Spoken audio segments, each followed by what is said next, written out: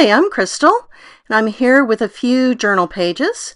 We are just back from a short road trip, and I wanted to catch up on my art journal bonus prompt 25-26 pages. This is an open collaboration hosted by Lori June at Sarcastically 60-something.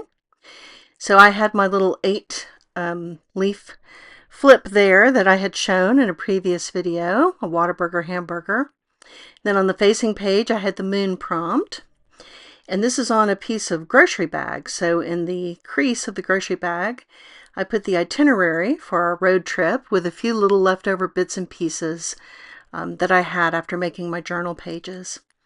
So we went through Louisiana and Texas for our road trip. My sister-in-law came in from out of town to be with my mother-in-law, so I was glad to have the opportunity to leave town.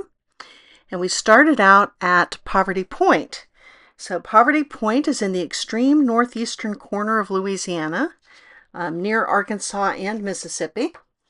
And I worked in the pocket prompt from Art Journal Bonus Prompt. I made a fun little pocket on the side where I've got a crawfish tail and a little bit of coffee sleeve from the hotel we stayed in the first night, and then a pocket for this leaflet about ancient mound sites in Louisiana. There are quite a few of them. Poverty Point is probably the crown jewel.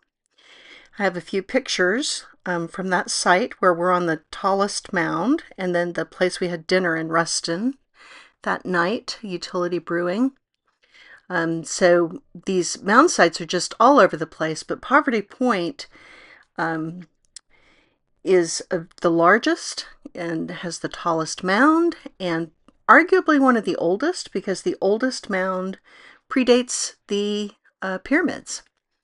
So it was a very interesting tour, interesting place to be.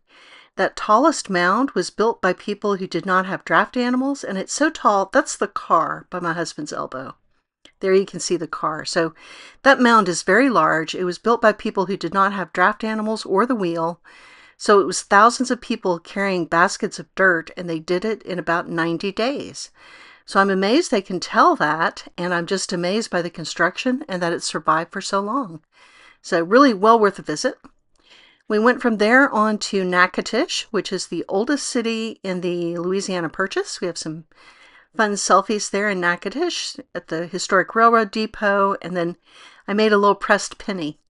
So I hadn't seen one of these in a while, but they had one on their historic front street, which has lots of beautiful French-style architecture.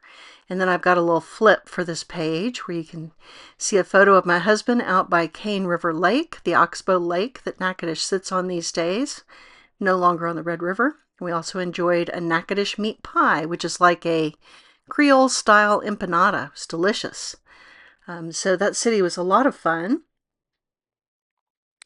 Then after Natchitoches, we went on to Nacogdoches. Those two towns are named for, I think, the same Indian tribe, part of the Caddo Indians. And that town was a lot of fun. We stayed at the Fredonia Hotel.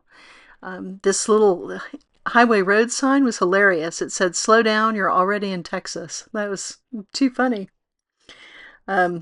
Nacogdoches likes to think of itself as the oldest city in Texas, but I think they're stretching the truth there a little bit.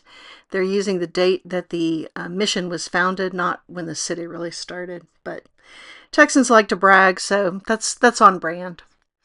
Then we went on to Waco, where we stayed at a hotel that has its own in-house brewery, Pivovar. The schnitzel was delicious, by the way. And we were in Waco to visit the Waco Mammoth National Monument. They found a large group of mammoths all in one place there in Waco. And these are Columbian mammoths, not woolly mammoths. So they're not hairy. They're extinct, but they were not hairy all over. And that was just a really interesting tour as well. This dig site is now enclosed in an air-conditioned building because it's hot and wet in Texas, and that protects the site. So we enjoyed seeing that, and I was surprised at how many Home Depot buckets it takes to be at an archaeological dig. So then the next prompt that I worked in was the one for current events. So I'm going to talk about the technique first and then show the page. So for this page, I made a fun little a turn wheel, so an interactive element, and these are so easy to do. You can get a specialized die set to make a little turn wheel, but I just used a circle out of a nesting circle die set. My circle's a little over 4 inches wide. And then I needed something rectangular to make the hole to see the writing as I went around my wheel. So I just went through all my dies looking for something a little under half the diameter of the wheel, and I don't know, the sentiment strips were too long. What I came up with was the layer from the capital I from an alphabet set. That was the right shape and size for the size circle that I had. And so, you know, why not? You can't tell that it's supposed to be a letter on the page. And I just taped it down to the page and kind of used a little backlighting to figure out where to put this on the page. So there's a sample of one of the letter dies. So you can see it's just the backing layer, not the I itself. And so holding this up, since it's just white cardstock, I can kind of line up my hole with my circle and kind of get an idea of where I need to put this on the page and how I need to attach them to one another. So I do have a 1/16 inch hand punch, but it won't reach to the right spot in the page to put this. So I just used my little craft pokey tool to make a hole. So I marked the center of the circle, used some backlighting to figure out where this all wanted to go together, got my little craft pokey tool to make the hole. So once I've got a hole in the page and in the circle, I'm going to join those with a brad. So I've die cut my hole, I've marked my little spot, you can see with the pencil, badly erased, and my pokey tool. So you can see that aside from die cutting the circle, which you could also do with scissors, and cutting the hole in the page, there's not really a lot of special tools here. So I'm putting the brad into the page, and then I'm going to put it into the circle. Now attaching these two together is a little bit like sewing on a button.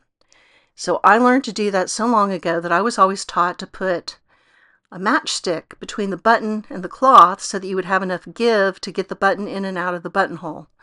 I'm going to use a little bit of cardstock to get the same effect with my piece of paper as I fold down the legs of this brad, because I don't want it to be tight to the page. I want it to hold, but I don't want it to be clamped down so tight that the wheel won't turn. So I just need a little bit of give, and that little layer of cardstock is going to give that to me. So now I have a wheel. I can test that the wheel will turn freely, and that is really all there is to the mechanics of making this little turn wheel. So now I'm going to attach it to the base page with a little bit of foam just so it'll spin. So now that I've decorated for my current events, my background is pictures of lawyers. They were all in black and white. And there's a lot going on in the U.S. at the moment. We're removing food stamps from hungry people and Medicaid from sick people, and yet we're dropping millions of or billions of dollars worth of ordnance in an undeclared war and kidnapping foreign leaders. And I don't know. So I've left myself some space on the wheel to add more problems. I hope that we can do better as a nation going forward. I'm certainly disturbed by what's been going on lately. So I'm trying to have hope for the future and look forward to better days. But thank you for joining me today, and I will see you in the next video.